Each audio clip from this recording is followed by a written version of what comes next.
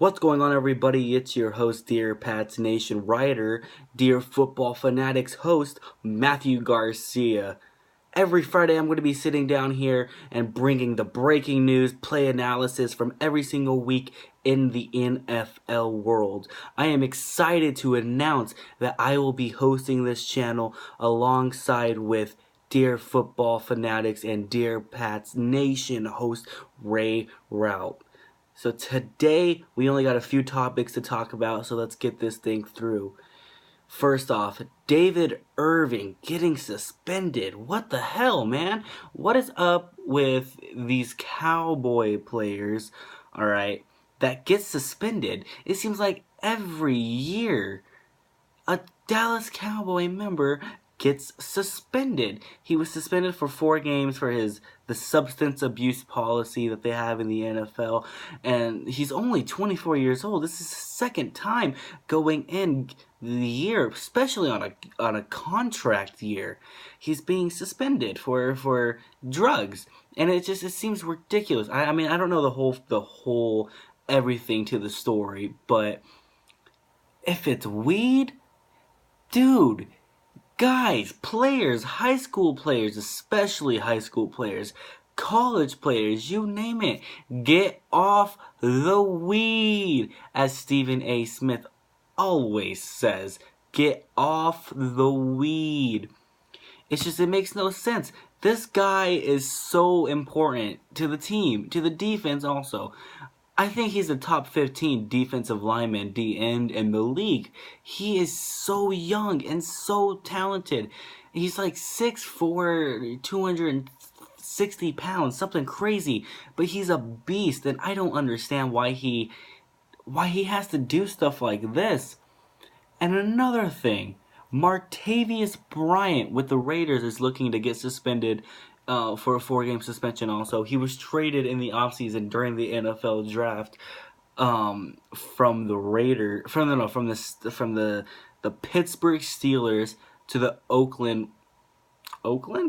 Vegas Raiders. That's weird. Oh my god, that's disgusting. The Las Vegas Raiders.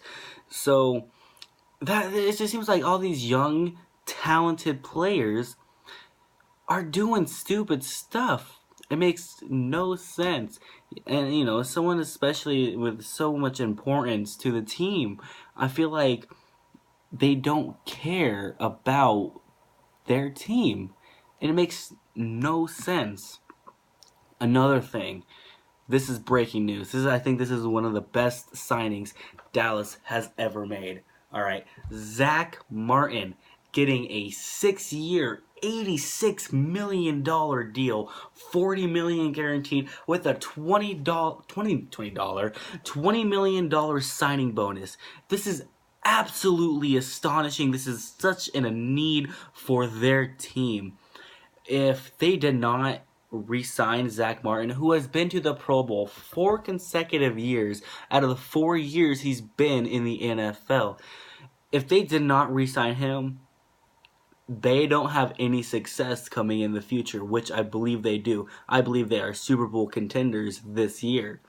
I said that last year. I said that the year before. I've been wrong. But with a full, healthy team, I believe this year is almost the year for Dallas. We still have Tom Brady, though, so we don't know. We're going to have to see for that one. I do see them being in the Super Bowl this year. This is probably crazy to most people, but I do see them being in the Super Bowl, being the best team in the NFC. Would not surprise me in one bit. So let's talk about the details. This is a contract that will be making him the highest paid guard in NFL history. The second best was some random guy, probably some beast that I don't know about. It was like a 6-year, $64 million deal. But this is a 6-year, 84. Oh my god, this man's getting paid. $84 million deal. He is, in my opinion, the best guard in the league. I don't see another guard that can out-strengthen him, outbeat him. Nothing. And it's just, I think he's the best guard in the league. He deserves this paycheck. But I feel like if you really, really, really love football, sorry about that. There we go. Need that lighting. If you really care and you really love about football, then you would not crave these huge contracts with Le'Veon Bell or Earl Thomas, all these players, Julio Jones, that are sitting out. They don't love football. I'll tell you that right now. They do not love football. Julio Jones, not Julio Jones. Antonio Brown was a sixth round draft pick. I swear, if I see him wanting this huge 6-year, $150 million deal, something stupid like that, it's just going to grind my gears. It's going to piss me off. It just makes no sense to see these talented players who think they deserve these huge contracts when in actuality they don't.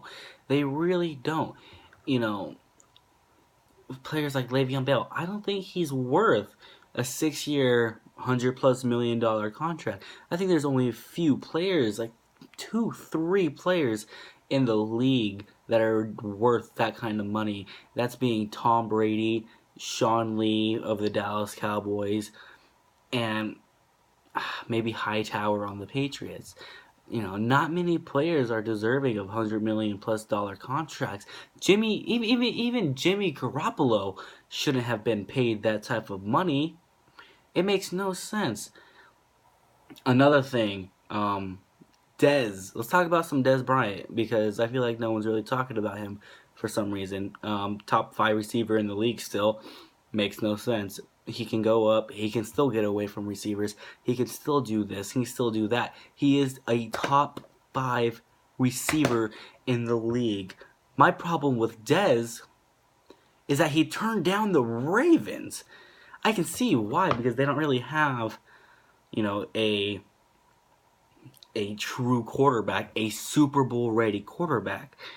The team that I see him going to the most would either be the Oakland Raiders with the suspension of Martavius Bryant or San Francisco 49ers.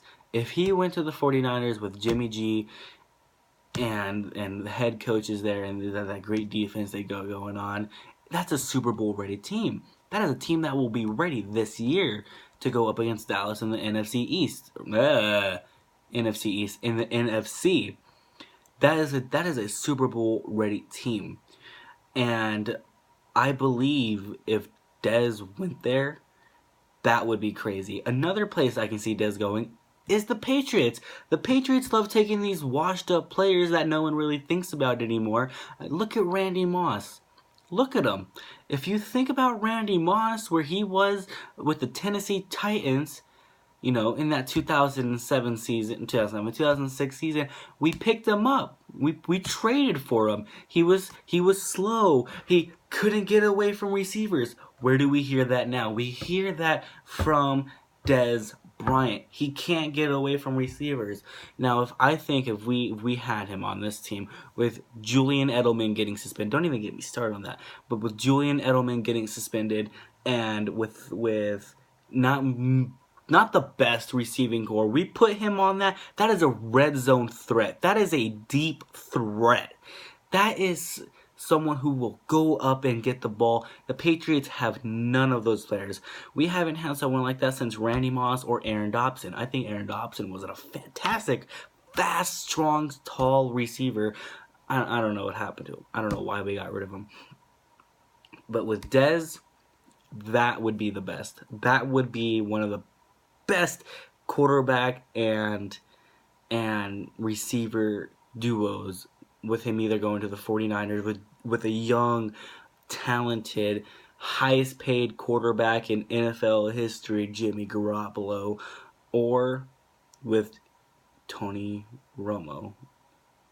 He was amazing with Tony Romo. If Tony Romo was still playing, that would be the best receiver and quarterback duo that would be the best. I mean, it was the best. That was better than Matthew Stafford and Megatron. That was better, almost, almost, that was pretty much one of the best, with Dez and Romo together. And then now he got Dak, and that's why he didn't perform. Another team, I can't really see him being on many other teams. But, this was a quick 10-minute video.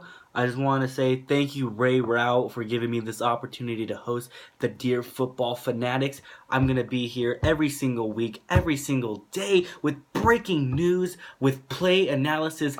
Come football season, I have so much content for you guys. You guys aren't even ready. You guys aren't even ready for this content. I swear, you guys are, or you guys better click on this sub. Click subscribe. You don't even understand. You do not understand. Click subscribe, all right? It's been Matthew, guys. I like you guys. Thank you, Ray Rout, for giving me this opportunity to host, and I'll catch y'all later. Peace. Bam. I did it.